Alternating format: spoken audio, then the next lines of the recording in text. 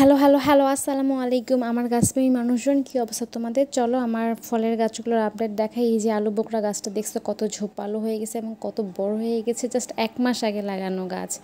তারপরে এই যে সাথে আছে আমার মিরাকল বেরি গাছটা, যে গাছটাও মাশাল্লাহ বড় হয়েছে, পাতা অনেক হয়েছে, যদিও ফলগুলো হয়নি, পড়ে গেছে, বাট মাশাল্লাহ এটাও সুন্দর হয়েছে। সাথে আছে আমার এই মালটা গাছটা।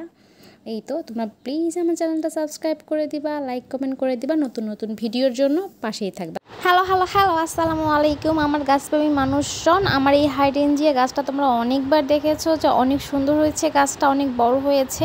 সো এই গাছটা থেকে আমি জাস্ট একটা ডাল ভেঙে নিয়েছিলাম, এই যে এদিক থেকে একটা ডাল ভেঙে নিয়ে জাস্ট আমি বসিয়ে দিয়েছিলাম মাটিতে, কোনো কিচ্ছু করিনি, জাস্ট বালু মাটিতে বসানো ছিল। এখান থেকে গাছটা হয়ে গেছে, কি সুন্দর গাছ হয়ে গেছে। তো তোমরা প্লিজ আমার চ্যানেলটা সাবস্ক্রাইব করে দিও, লাইক কমেন্ট করে দিও, নতুন নতুন ভিডিওর জন্য পাশে থেকো এভরিওয়ান। Thank you. আমার এই ফলস প্যারিস গাছটা ছোট্ট একটা গাছ লাগানো ছিল, বাট এখন এত বেশি বড় হয়ে গেছে বা এটা জঙ্গল হয়ে গেছে এবং এর আশেপাশে অনেক গাছ মারা যাচ্ছে, কারণ এই গাছটার কারণে প্রপার রোদ পাচ্ছে না। আর আমার মা রাগ হচ্ছে, বলতেছে গাছটা কেটে ফেল। সো মোটামুটি গাছটা কেটে ক্লিন করে ফেলছি, 2-1টা গাছ রাখছি, এই তো অবস্থা। তোমরা প্লিজ আমার চ্যানেলটা সাবস্ক্রাইব করে দিও, থ্যাংক ইউ। সবজি চাষের এবারের প্রজেক্টটা আমার পুরোই লস প্রজেক্ট। আমার গাছে কাঁকরোল লাগিয়েছিলাম, বাট কাঁকরোল হয়নি, গাছটা মরে গেছে, পচে গেছে। আমার আম্মুর ধারণা এটা একটা মাত্রা গাছ, এই গাছে আসলে কখনো ফল হওয়ার সম্ভাবনাই কম।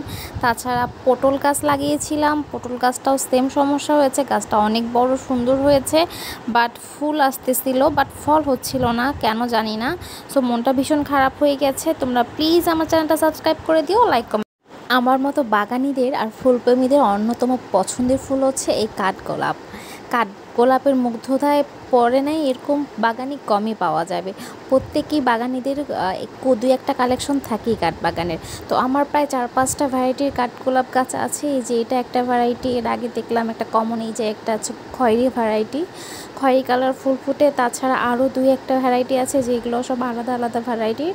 তো প্লিজ তোমরা আমার চ্যানেলটা সাবস্ক্রাইব করে দিও, লাইক কমেন্ট করে দিও, থ্যাংক ইউ। কেমন তোমরা বলো তো, আমার আদা গাছের আপডেটই জানতে চাও না? যে আদা গাছগুলো এক্সপেরিমেন্ট করে আমি মাটি থেকে উঠে আবার এই যে প্লাস্টিকের বিভিন্ন জায়গায় লাগালাম, কেমন হলো সেটা জানতে চাবা না তোমরা? যাই হোক, আলহামদুলিল্লাহ আমার আদা গাছগুলো বেঁচেছে, আমার এক্সপেরিমেন্টটা সফল হয়েছে, আদা গাছগুলো সুন্দর হচ্ছে, আশা করি আমি ভালো আদার ফলন পাবো। তোমরা প্লিজ আমার চ্যানেলটা সাবস্ক্রাইব করে দিও, লাইক কমেন্ট করে দিও, থ্যাংক।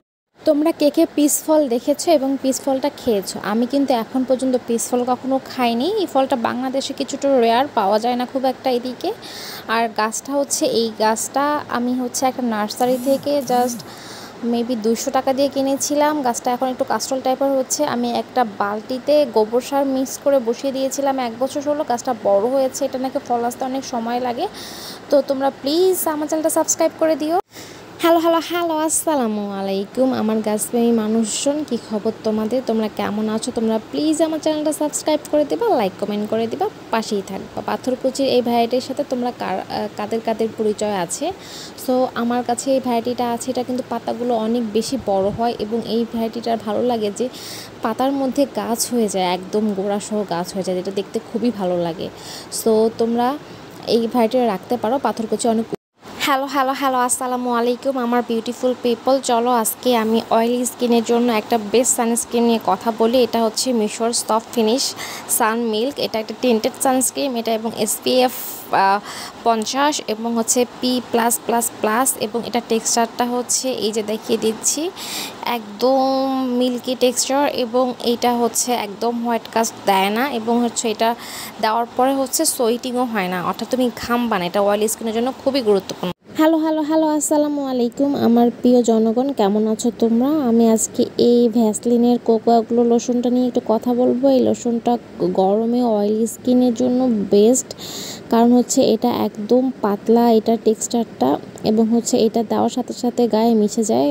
যাদের অয়েলি স্কিন তাদের একদম গ্রিজি বা হেভি ফিল হবে না এবং হচ্ছে রোদে যেও এটা চুলকাবে না। সো তোমরা ট্রাই করতে পারো। Thank you everyone.